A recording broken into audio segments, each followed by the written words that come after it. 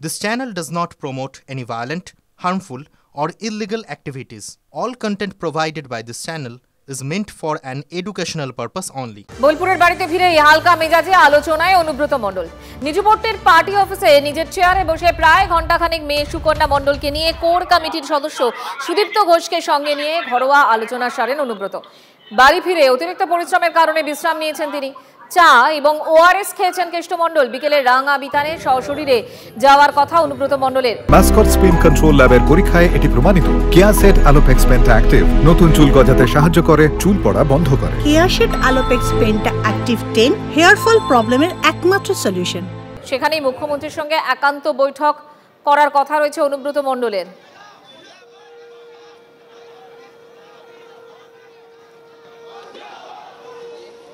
মমতা ব্যানার্জি আসছে, শারদীয়ার শুভেচ্ছা। মমতা ব্যানার্জিকে আমি ভালোবাসি, মমতা ব্যানার্জিকে আমি ভালোবাসি। দিদি যেমন আমাকে ভালোবাসে, মমতা ব্যানার্জিকে গোটা ওয়েস্ট বেঙ্গলের মানুষ ভালোবাসে, অল ইন্ডিয়ার মানুষ মমতা ব্যানার্জিকে ভালোবাসে। দেখি শরীর পায়ের অবস্থা খুব খারাপ, দরকার হলে দিদির সঙ্গে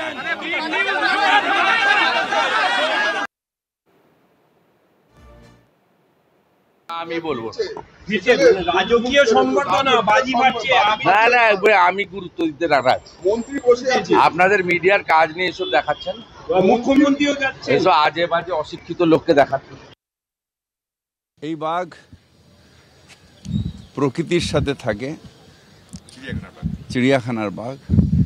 আর অনুব্রতকে বাঘ বলেছি তার লিডারশিপের জন্যে, তার এত অত্যাচারের পরেও তার মনোবলের জন্যে, তার মানুষের সাথে দলের জন্যে থেকে যে দৃঢ়তা দেখিয়েছে তার জন্য সে বাঘ। ওই বাঘ মানুষের সাথে থাকবে, মানুষের সাথে কথা বলবে, সংগঠন সামলাবে, এবং ওখানে শক্তির ব্যাপার নেই, ওখানে মনের জোরটা বাঘের মতো।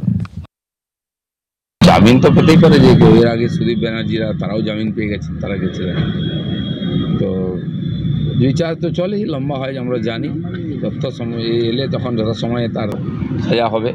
কিন্তু এটা তো সবাই জানে যে কী ধরনের দুর্নীতি করেছে, তার সম্পত্তি সব বেরিয়ে গেছে।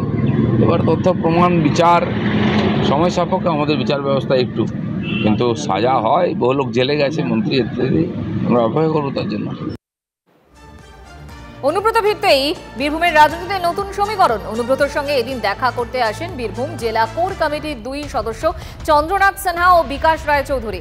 কেষ্ট মণ্ডলের সঙ্গে দেখা করার জন্য 2 বিধায়ক বেশ কিছুক্ষণ দাঁড়িয়েছিলেন, কিন্তু বাড়ির ভিতরে ঢুকে দেখা করতে পারেননি দুজনের কেউই। কিছুক্ষণ অপেক্ষার পর ফিরে যান 2 বিধায়ক কোর কমিটির একমাত্র সদস্য সুদীপ্ত ঘোষকে সঙ্গে নিয়ে ঘণ্টাখানেক আলোচনা করেন অনুব্রত। তবে কি বীরভূমের রাজনৈতিক মানচিত্রে ফাটল?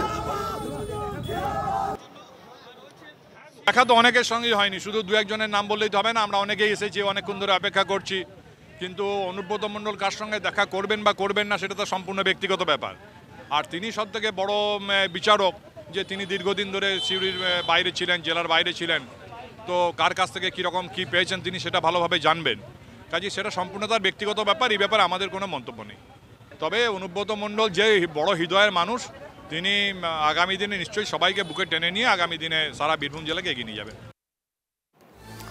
অনুব্রত মণ্ডলের ঘরে ফেরার দিনই বোলপুরে মমতা বন্দ্যোপাধ্যায়। অনুব্রতর নিচুপট্টির বাড়ি 3 কিলোমিটার দূর থেকেই ফিরলেন মমতা বন্দ্যোপাধ্যায়। সাক্ষাৎ হলো না মমতা বন্দ্যোপাধ্যায় ও অনুব্রত মণ্ডলের। প্রশাসনিক বৈঠকের পরই কলকাতা রওনা দিলেন মুখ্যমন্ত্রী।